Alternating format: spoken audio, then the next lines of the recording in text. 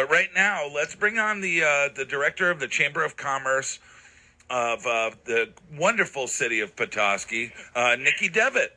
Hi, Omelette. How are you today? Hey, Nikki, great to have you back on the show. I remember you did some acting.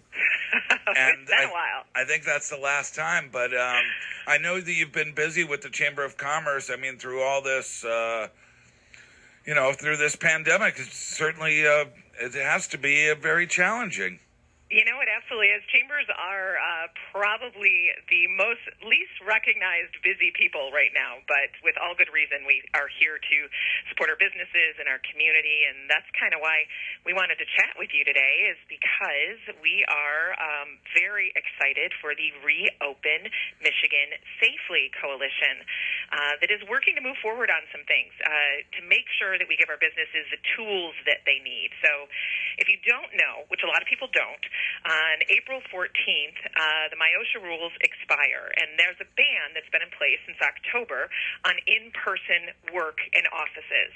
And through all of our executive orders from the Michigan Department of Health and Human Services and moving forward with those, that's one that's still kind of gray and isn't as clear as we'd like it to be. And we're concerned from a business standpoint that we really need to get our businesses back safely, of course, because obviously if anybody knows how to operate safely, because we've been doing it for over a year, and that's the business community. That's 100%. I mean, I come to the radio station every day. We've learned we had to adapt, and we did it very safely here. They were very conscientious of the getting back to work. I mean, we have the studio here. We have to come into the studio. A lot of our office workers had to work from home, and but, I mean, with the distancing and the sanitizer and staying away from each other, I mean, we're not hanging in the hallways socializing.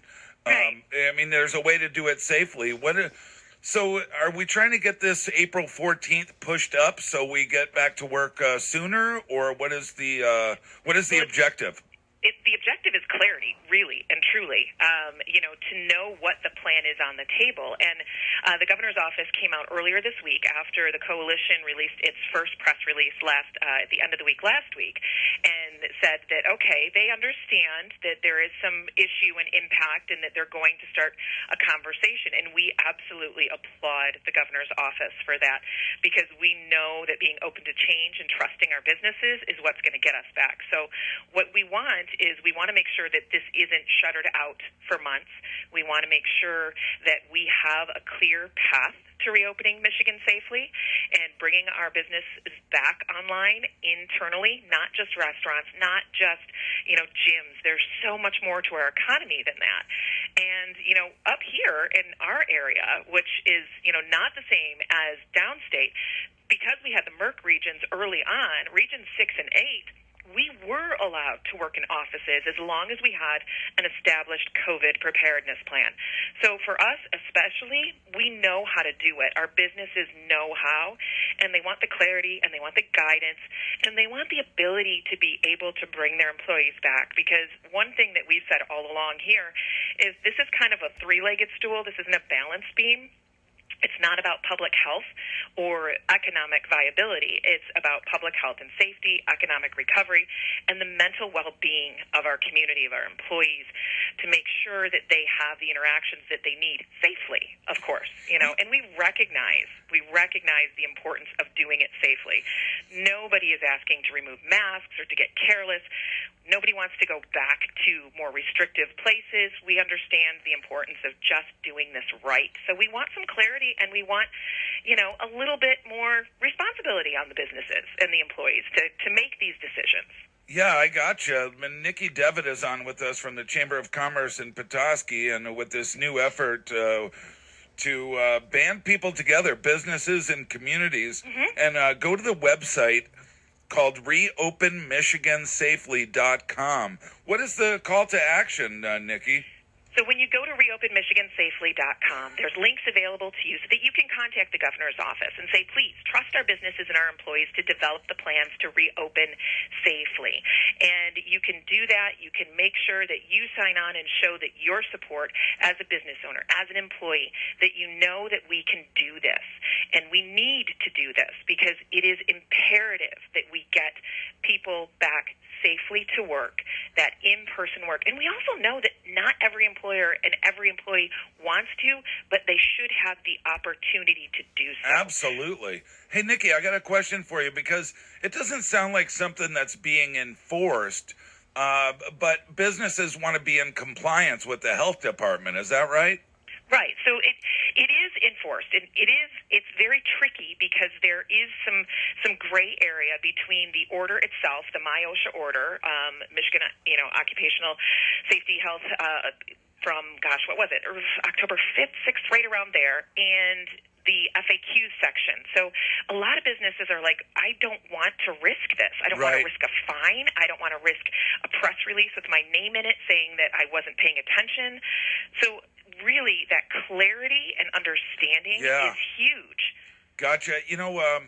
Because the order was work from home if you can. Right. And that sounds pretty gray. You can, but what do you also mean? You have to understand, if you were to have somebody in an office, you have to define, according to the MIOSHA, a very, very almost impenetrable document that says why this person can't work remotely. And there's no excuses like, well, their internet's slow. That doesn't matter. Gotcha. You, as an employer, have to find a way to make sure every single employee can work remote.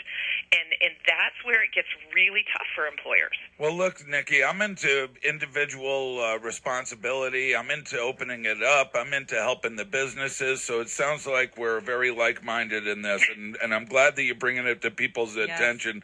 If people go to reopenmichigansafely.com, is that where they could find the links to email the governor and what else is on there?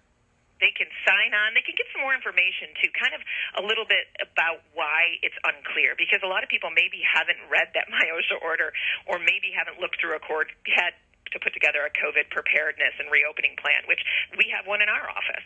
And I am the only one that's allowed to come into the office because everybody else can work remote. That makes things extremely difficult for us in a lot of ways, just like we know it does a lot of businesses. And one thing that we want to say, too, very clearly, especially today. Today is March 10th. We know what this is. This is the first year anniversary of the first case of COVID in Michigan. So we absolutely recognize the loss of life, the loss of economic everything, the complete and total disconnect that we have had. But we know that we have to start moving forward and addressing these issues as safely as we can for the betterment of all of Michigan. Yeah, no doubt about it. Let me give the website out again. You can find out more information and you could get a little more clarity. And and this is... it's really taking off, right, Nikki? I mean, I know that the first day you had 5 people, the next day 30 people. I mean, businesses jumping on board, right? Yes. Absolutely. So, credit to the Michigan Chamber of Commerce and some 5 key chambers and business advocacy organizations and huge employers for starting this. And then many of the other chambers across the state and, as well as some of our key employers are getting on this and getting behind this and calling for attention to it.